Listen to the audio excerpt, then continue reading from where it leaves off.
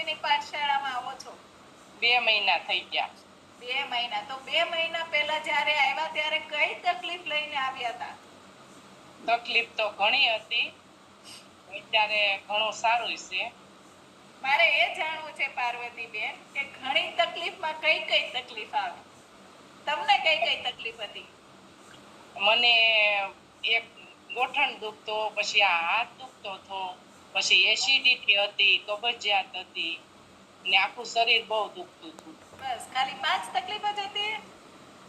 આટલી જ? તો પછી આટલી તકલીફ હતી તમને, બરાબર? તો એના માટે કઈક દવા પણ ખાધી હશે તમે?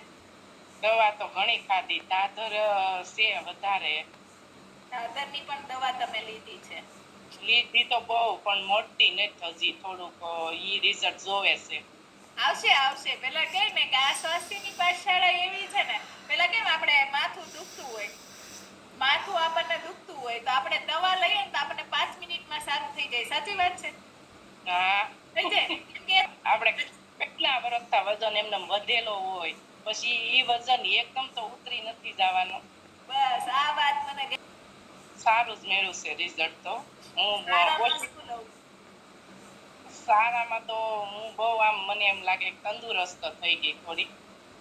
અંદરથી એવું ફીલિંગ આવે છે કે તમે તંદુરસ્ત થઈ ગયા છો.